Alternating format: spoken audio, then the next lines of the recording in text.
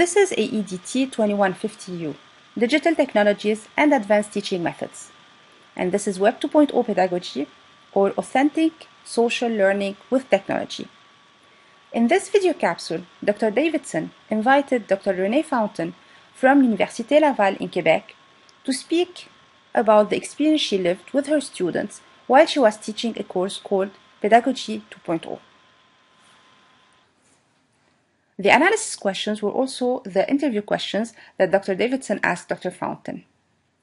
The first question was, can you talk about your experience as a teacher in this Pedagogy 2.0 course? What were the advantages of such an open structure? Did it have some disadvantages?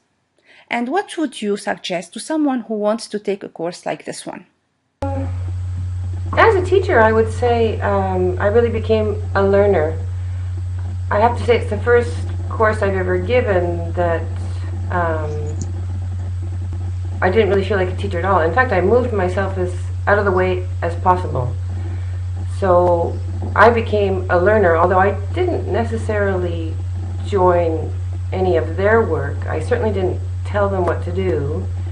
I set the problematic, the kind of basic question for the course, outlined a few tools that they could use to try and answer that, and then was there basically helping them research. The first, the question was two parts. One is, what is Web 2, and then does that necessarily imply a pedagogy 2? So that was basically their question.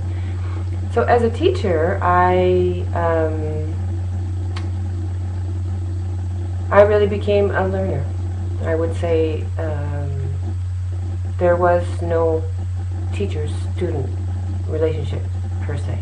I think for the first, well, it was one semester, so 15 weeks, and I would say that probably for most of them had no background in technology, so their experience was very disconcerting the first month.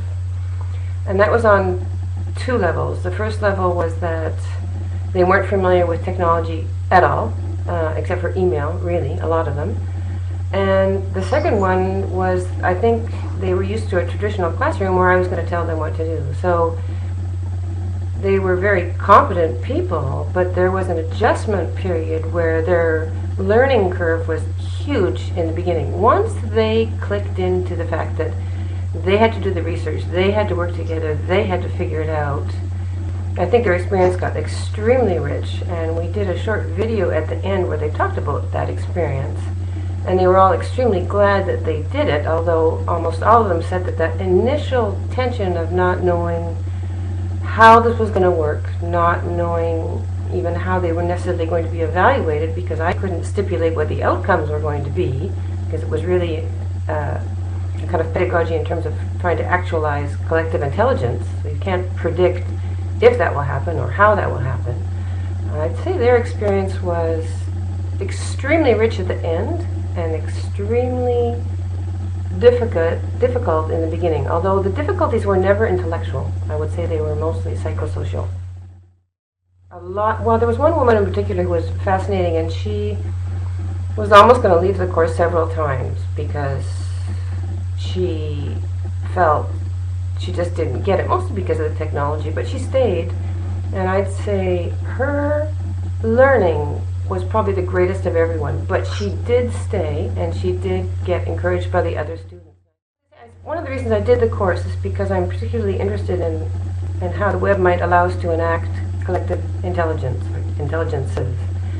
So that open structure had to be not only it had to be intrinsic to the course methodology. How when we used research, action research kind of pedagogy, so they were designing what was going to happen and how it was going to happen and when it was going to happen. So that open structure not only occurred because of the applications we were using, but also because of the pedagogy we were using, which was an action research thing. The open structure also permitted a final kind of synthesis of the research that could not have happened in groups of 4 or 5. I'm totally convinced of that. We were 20 5 in the course, and the quality and the quantity of the resources and what they were able to do only occurred because there was a greater number of people than I would say 4 or 5. There is no way I could have, or a group of 4 or 5 people could have enacted that same problematic and trying to understand some kind of question of it. And there was a great diversity in the course. So I think that open structure works if there's diversity, although that diversity means it's harder for some people. But that openness, in my world, having lived it once, is essential if you're hoping to enact something bigger than each individual person.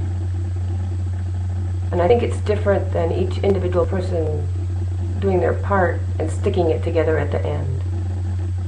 Because there's all kinds of discussions and there's all kinds of almost confrontations about how they see things. And so if you were working on your own, just stuck it in at the end, I think it's different than living that process, which is extremely open together.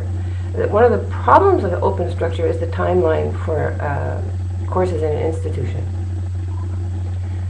Yeah, the whole is, well, hopefully bigger than the sum of its parts, although I think there's such a thing as groupthink, where you can have totally banal things in groups of people and people think the same way. So therefore, if you don't have diversity, and we certainly did in that group, it wasn't orchestrated, but because there was people from all walks of life and with different expertise in terms of technology and background, I think they went further than a group of people who had, for example, had all been studying in educational technology and were familiar with, and had a different kind of mindset,